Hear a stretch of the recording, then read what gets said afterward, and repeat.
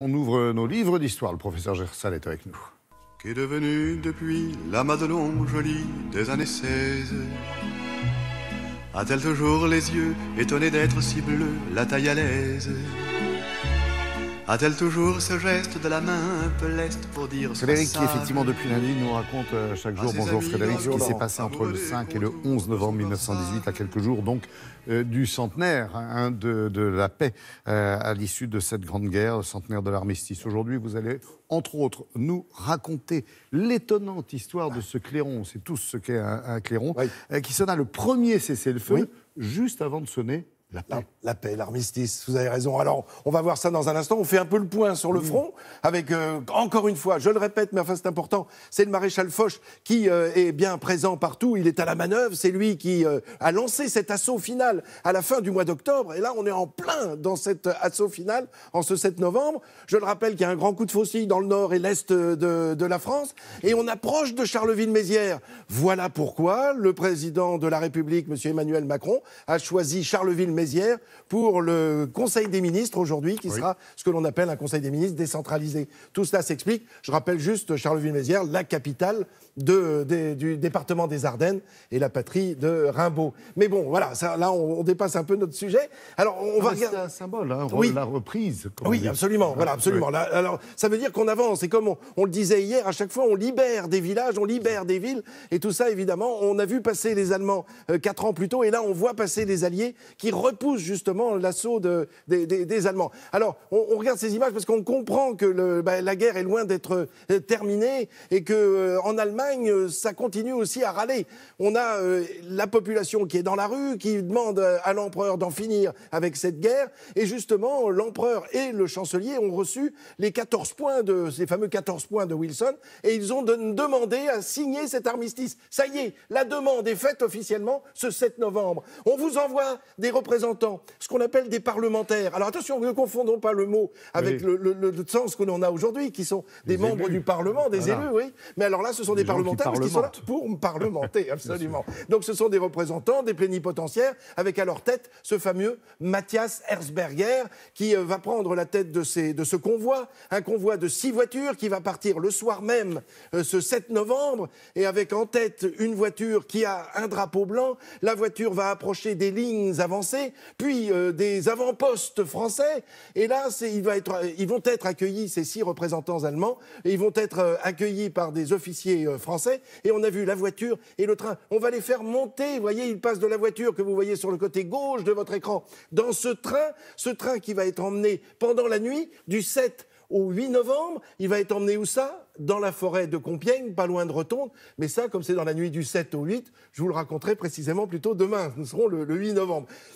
Là, la guerre continue, on l'a bien compris. Et puis, il y a sur le marchepied de ce véhicule un homme. Alors le voilà, notre Pierre Sellier, dont vous parliez tout à l'heure, Laurent. C'est bien de le saluer. Ce clairon qui sonne quoi ? Il sonne le cessez-le-feu. Pourquoi ? Je viens de vous le dire. Les véhicules sont en train de traverser les lignes avancées. Les dernières lignes allemandes, bon ça, ils risquent rien, mais aussi les premières lignes avancées des Alliés. Et là, il faut cesser le feu pour laisser passer ces véhicules qui ont un drapeau blanc. Et voilà comment cet homme va rentrer dans la légende, dans l'histoire. À l'époque, on en parle énormément parce que c'est le premier cessez-le-feu qui est soufflé dans un clairon depuis le début de cette guerre. Et on sait combien les clairons vont avoir une importance, et on en parlera à la fin de cette semaine, parce que quand ils vont sonner sur tout le front le cessez-le-feu, et ce sont des clairons allemands et français qui vont se répondre, le cessez-le-feu va se répandre. Donc ils se répondent dans un premier temps avant que tout cela ne se répande. Donc le clairon, d'ailleurs, si un jour vous passez du côté de la capitale, n'hésitez pas à venir au musée de l'armée, parce que le clairon est là,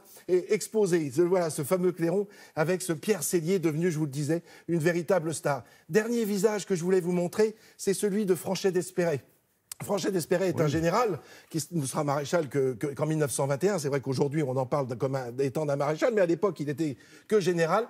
Et il est en train de discuter de la paix avec les Hongrois. Oui, il y a l'implosion politique pendant ce temps-là de l'Empire austro-hongrois. 3 pays vont naître de cette révolution. L'Autriche, la Tchécoslovaquie et la Hongrie. Et justement, le Premier ministre hongrois qui vient d'être nommé ce 7 novembre 1918 est en train de discuter avec Franchet d'Espéré pour signer un armistice séparé de l'Empire allemand. C'est dire si des choses bougent et avancent. Guerre mondiale. Oui. il faut le rappeler, avec un nombre de morts absolument catastrophique. Je rappellerai juste que 1914, c'était 40 millions d'habitants en France, oui. Et 8 millions d'hommes vont partir à la guerre, 8 millions sont mobilisés, 1 400 000 vont mourir, 3 millions seront blessés dans leur chair. C'est absolument effroyable. On aura sûrement l'occasion d'en reparler parce que les retours à la maison vont être très difficiles.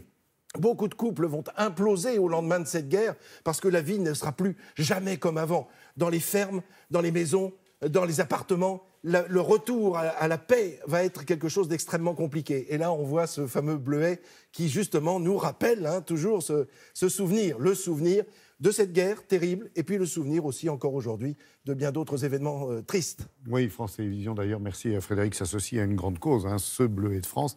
Il symbolise, vous l'avez dit, la mémoire, mais aussi la solidarité. La mémoire, celle des victimes du terrorisme, la solidarité, avec les blessés et leurs familles. Il est vendu, je le rappelle, 5 € sur le site de l'Office national des anciens combattants et des victimes de guerre. Il y a aussi des collectes sur la voie publique, oui. Vous le savez, depuis le 3 novembre maintenant.